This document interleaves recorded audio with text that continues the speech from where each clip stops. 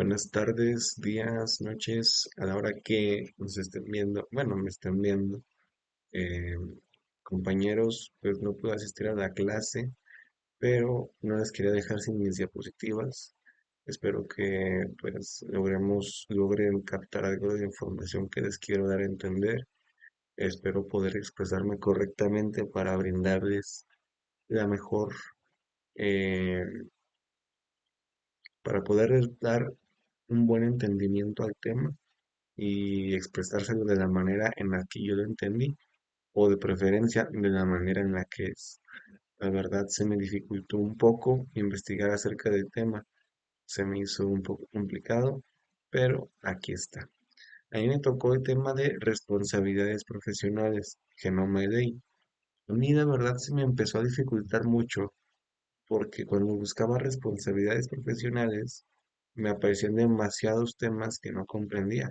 Me aparecían temas en los que yo no sabía si era ese el tema que estaba buscando o era otra cosa. Entonces, para empezar, vamos a ver qué es Genoma Delay, porque tuve que empezar a investigar desde Genoma Delay para poder llegar a entender a lo que nos referimos con las responsabilidades profesionales, para saber a dónde van orientadas las responsabilidades profesionales. Entonces, lo primero que vamos a ver es una pequeña introducción sobre qué es genoma y qué es ley. Vamos a ver. Introducción. Bueno, el genoma es un conjunto completo de material genético presente en un organismo. Contiene toda la información necesaria para el desarrollo, funcionamiento y reproducción de un individuo. ¿Cómo le llamamos a esto? ¿Cómo le llamamos al material genético en el que contiene todo esto? Le llamamos ADN. En cuanto a la ley relacionada con el genoma humano, existen varios aspectos importantes. O sea que hay leyes que protegen el ADN. ¿Cuáles son estas leyes que protegen el ADN? La Declaración Universal del Genoma Humano y los Derechos Humanos, leyes nacionales y protección de datos. Estos dos apartados son los que se encargan de proteger estos términos. Pero entonces ya entendimos lo que es genoma ley, pero vamos a ver ahora, vamos a desglosar lo que nos referimos con responsabilidad profesional y vamos a empezar desglosando lo que significa profesional, porque la palabra profesional tiene diversas aceptaciones según la lengua española, el diccionario de la lengua española. Por ejemplo, una de ellas significa que eres perteneciente o relativo a la profesión. Ese es un profesional. O puede ser una persona que sea muy buena para algo también. Por ejemplo, el,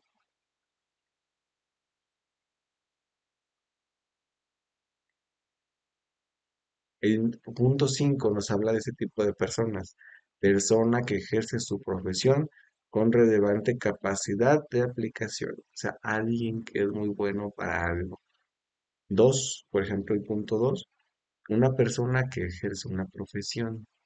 O sea, una persona que tiene una profesión, que se dedica a eso.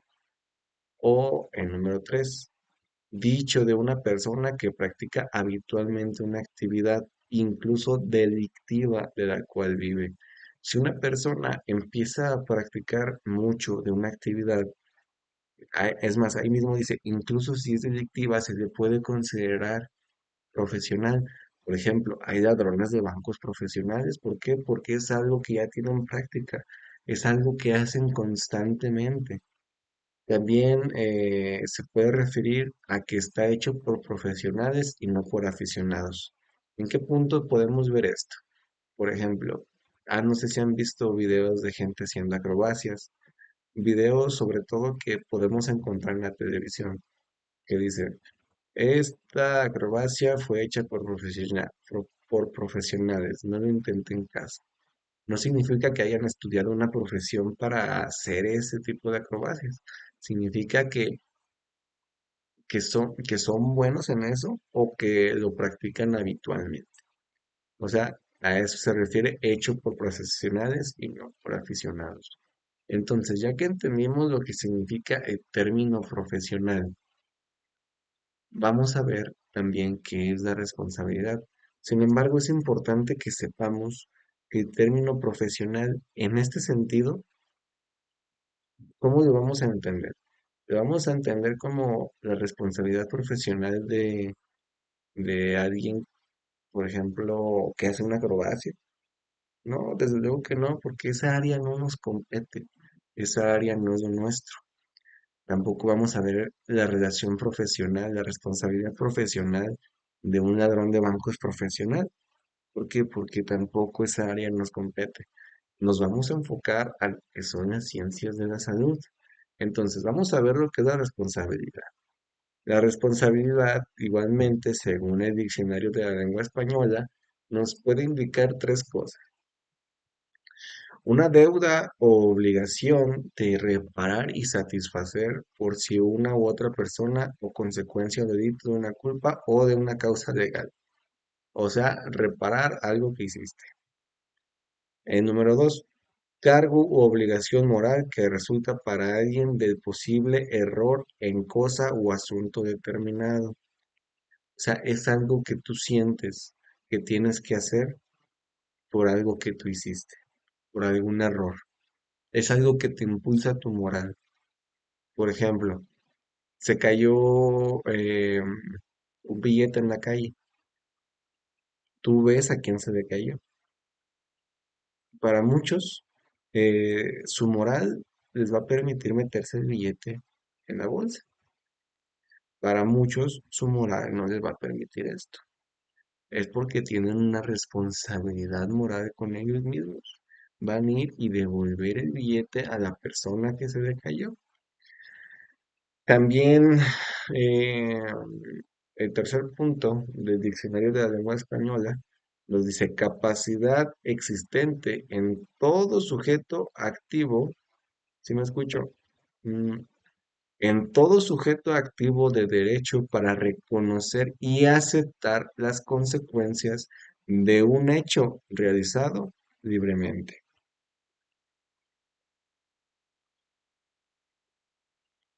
Y vamos a seguir con el punto siguiente. Siguiente. Responsabilidad profesional. Ya vimos lo que es responsabilidad, ya vimos lo que es profesional y ya vimos lo que es responsabilidad. Pero también vamos a ver qué es entonces la responsabilidad profesional. Ya lo desglosamos, ahora lo vamos a juntar. Todo profesionista tiene responsabilidad de lo que hace. No solo tiene que saber qué hacer, sino que implica responder por acciones y consecuencias. O sea, que la responsabilidad profesional va a implicar, por ejemplo, nosotros, nutriólogos, que sepamos el qué dietas dar. Y también va a implicar que si no damos una dieta bien, nosotros vamos a ser culpables de no haberla dado bien. Y tenemos que ser conscientes que el no dar una dieta bien puede tener consecuencias graves. Consecuencias graves no solamente en la salud del paciente, sino consecuencias graves para nosotros. Legalmente, nosotros nos podemos meter en un problema si no hacemos bien nuestro trabajo, si no tenemos el conocimiento que requerimos respecto a algo. ¿Ok? Entonces, la responsabilidad profesional en el área de la salud. Vamos a ver un poquito de historia. Este término es muy viejo. Me fijé que es muy viejo, aunque no se utilizaba, es un término que existe desde hace mucho. Es un concepto que existe desde hace mucho. Data desde 2123 antes de Cristo a 1686 antes de Cristo. A este primer código que se tiene antecedentes se le llamaba el código de Hammurabi, Hammurabi, el código de Hammurabi. En este código nos habla sobre la responsabilidad que tenía un médico en aquel tiempo. En este código se nos habla, por ejemplo, de, de los precios que se le tenían que dar a cada paciente dependiendo de su situación socioeconómica. Por ejemplo, un esclavo no iba a pagar lo mismo que lo que iba a pagar su amo. Este código nos habla, por ejemplo, de que el amo podía pagar ¿cómo se llamaban? No me acuerdo cómo se le llamaba a la moneda de aquel tiempo. Ah, 5 denarios, creo que sí, 5 denarios. Y mientras que un esclavo tenía que pagar solamente 2 denarios. Entonces, la literatura desde aquel momento nos marcaba un código de responsabilidad profesional. También nos decía que si, por ejemplo, al realizar en aquel tiempo una operación con un cuchillo metálico y durante la operación, por accidente, matabas a la persona, la responsabilidad del médico o las consecuencias que iba a tener el médico iba a ser que se iba a quedar sin manos. Decía tal cual que se le tenían que cortar las manos al médico. Entonces, la responsabilidad profesional en el área de la salud es un concepto viejísimo. También la literatura señala que la responsabilidad profesional es la obligación que posee todo profesional del arte de curar, o sea, todo profesional de la salud, de responder ante la justicia por el daño que resulte de su actividad profesional. Esto según Jorge Alberto Río. También va de la mano de la responsabilidad moral y de la responsabilidad social. Vamos a ver las consecuencias de no tener responsabilidad profesional. Porque también el no tener responsabilidad profesional trae consigo cosas que son muy comunes actualmente. Son muy comunes y muchos profesionales de la salud están en la cárcel por eso. Muchos profesionales de la salud no están en la cárcel por ello, pero está mal. Creo que muchos ya hemos escuchado este término, negligencia. O sea, el incumplimiento de los elementos, principios inertes al arte o profesión. Esto es, que sabiendo lo que se debe hacer, no se hace. O a la inversa, que sabiendo lo que no se debe hacer, se hace. Por ejemplo, si nosotros sabemos que el paciente es alérgico a las nueces y en nuestra dieta le ponemos nueces, eso es negligencia porque nosotros sabemos que no debe de comer nueces porque es alérgico y porque le puede causar algún daño. Eso sería negligencia. Por ejemplo, si a nuestro paciente le hace falta hierro y nosotros le damos una dieta baja en hierro, ¿qué estamos haciendo? Siendo negligentes. Si nuestro paciente necesita una dieta y nosotros no se la queremos dar, eso es negligencia. También existe un término que se llama imperencia, la falta de conocimientos técnicos básicos e indispensables que se deben obligatoriamente en determinada arte o profesión. O sea que si tú, como nutriólogo, no sabes hacer una dieta, estás siendo un nutriólogo con imperencia, porque no tienes los conocimientos para dar una dieta, pero eres nutriólogo. Eso es imperencia. Y también tiene consecuencias porque no vas a estar haciendo de ningún bien al paciente. Es por eso que tenemos clases que nos forman como estudiantes, que nos forman como nutriólogos. En el caso de la universidad, si la universidad no nos da la clase que nos debe de nutrición deportiva, es una universidad que no nos está haciendo nutriólogos con imperencia. Porque por mucho que nosotros investiguemos, no vamos a aprender lo mismo que íbamos a aprender en esa clase. No vamos a tener los mismos conocimientos, no vamos a tener los mismos conceptos, y gracias a eso quizás no vamos a poder atender a un paciente. También existe un término que se llama la imprudencia. Es lo opuesto a la prudencia, carga la redundancia. A afrontar un riesgo. Voy a mover un poquito la cámara. Ay, afrontar un riesgo sin haber tomado las debidas precauciones para evitarlo. procediendo con apresuramiento necesario sin detenerse a pensar los inconvenientes que resultan de esa acción o omisión. Si tú, por ejemplo, como nutriólogo, no haces una historia clínica, no investigas los antecedentes nutricios de la persona y estás pasando por alto, por ejemplo, alguna enfermedad crónica que tenga el paciente o alguna enfermedad que tenga el paciente o algún medicamento que esté consumiendo el paciente y tu dieta no se la estás dando en base a todo eso, a toda la historia clínica, entonces estás siendo una persona imprudente. Estás yendo a las carreras nada más para hacer billetes. Eso es una persona imprudente, un profesional imprudente, una persona sin responsabilidad profesional. ¿Y qué más? Estoy ya. Libre de responsabilidad. Hay casos específicos en los que un profesional es libre de responsabilidad a pesar de haber causado un mal. ¿Por qué? Porque puede ser un caso fortuito o fuerza mayor. Pongamos el siguiente ejemplo. Imagínate que eres un médico y que vas directo a operar a una persona. Entonces, en el momento en el que sales de tu casa, chocas. Chocas y quedas en terapia intensiva. No pudiste operar a la persona, pero ¿qué fue? Algo de fuerza mayor. No fuiste negligente porque tus posibilidades no lo permitieron.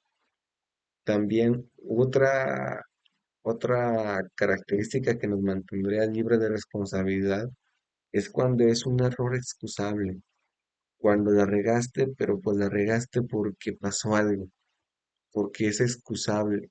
O sea, no significa que sea una excusa, significa que es porque algo sucedió. Por ejemplo, estás operando a alguien y de repente, por ejemplo, el bisturí estaba en mal estado de fábrica, entonces en ese momento no es tu culpa porque tú no sabías que el bisturí podía estar así. Bueno, yo me imagino, no soy doctor, que el doctor es el Juan, pero me imagino que puede ser así. Conducta del enfermo. Por ejemplo, si el paciente no desea que le des cierto alimento y ese alimento él lo necesita, entonces la responsabilidad cae sobre el paciente. O si, por ejemplo, el paciente no se quiere comer la dieta que necesita, no la que le quiere dar, que necesita. Entonces, ahí la conducta del enfermo es su responsabilidad. Nosotros no podemos obligar a nada a nadie. También, por ejemplo, si nuestra dieta fracasa, fracaso de tratamiento, si nuestra dieta, a pesar de que la hicimos bien, el cuerpo del paciente por X o Y razón no reacciona a como se debe de esperar, pues entonces tampoco, también estamos libres de responsabilidad. Estado de necesidad y prescindencia del consentimiento del paciente. Eh,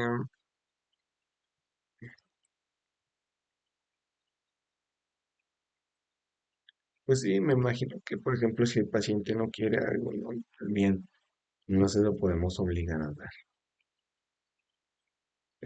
También es importante que sepamos que en México se estipulan este tipo de responsabilidades profesionales en ordenamientos jurídicos que regulan el derecho de la salud.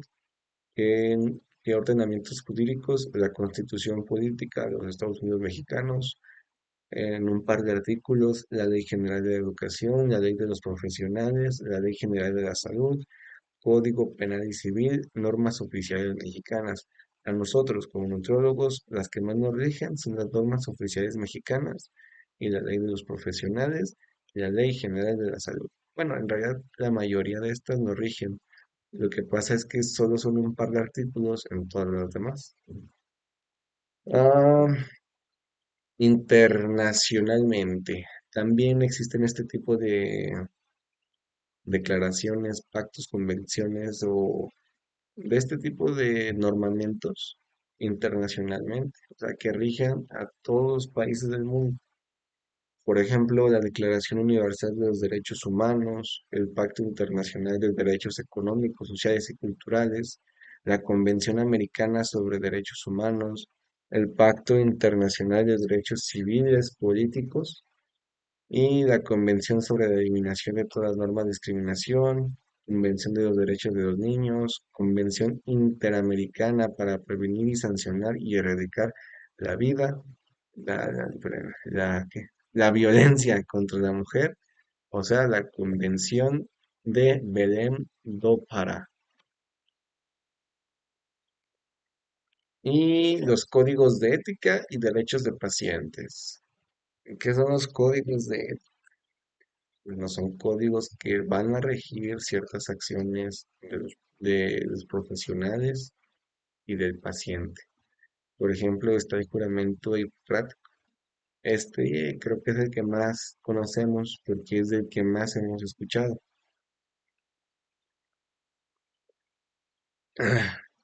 Este nos habla sobre que los médicos, por ejemplo, los profesionales de salud deben estar expuestos a no recibir, por ejemplo, dinero, a que la salud del paciente o de las personas va sobre cualquier cosa, va sobre el dinero, sobre tu tiempo y sobre cualquier otra cosa. Es un juramento que todos los médicos, al menos aquí en México, tienen que hacer, las enfermeras también. También existe el Código Internacional de Ética Médica. Ah, y como dato curioso, el juramento hipocrático yace en el año 500 antes de Cristo. Bueno, el Código Internacional de Ética Médica señala los derechos de los médicos y los derechos generales de los pacientes es al contrario, señala los derechos de los pacientes. Y sería todo, pero vamos a ver una pequeña conclusión. ¿Qué podemos concluir de esto? Bueno, pues podemos concluir la importancia que es para un profesional de la salud, incluidos nosotros como nutriólogos, la importancia que es tener responsabilidad profesional, porque la vida del paciente no es un juego y realmente nosotros con cada dieta, con cada alimento, le estamos jugando la vida a un paciente. Puede que le estemos jugando la vida a un paciente. Si no estamos bien informados de su situación, de sus padecimientos y de lo que es el paciente, si nada más lo vemos como un número, nada más lo vemos como dinero, nada más lo vemos como un paciente más, vamos, no vamos a ver la responsabilidad que tenemos en nuestras manos. Tenemos que conocer al paciente, saber qué es una vida, saber lo que vale esa vida, saber que su vida vale tanto como nosotros. Entonces, no le vamos a dar al paciente algo que le hace mal. ¿Por qué? Porque, por ejemplo, nosotros no comeríamos algo que nos hace mal porque sabemos que nos hace mal. Entonces, de igual manera, el paciente, si su vida vale igual que de nosotros, ¿por qué le vamos a dar algo que le haga mal? Y bueno, pues, en pocas palabras, esa es mi conclusión. Sería todo por el momento. Lamento no haber puesto tantas imágenes, pero pues siento que es este tipo de presentaciones no lleva tantas imágenes porque, pues, el chiste tienen que les pongan imágenes de la Constitución si ya la conocen. Prefiero tratar de explicárselos con mis palabras. Y bueno, buenas noches.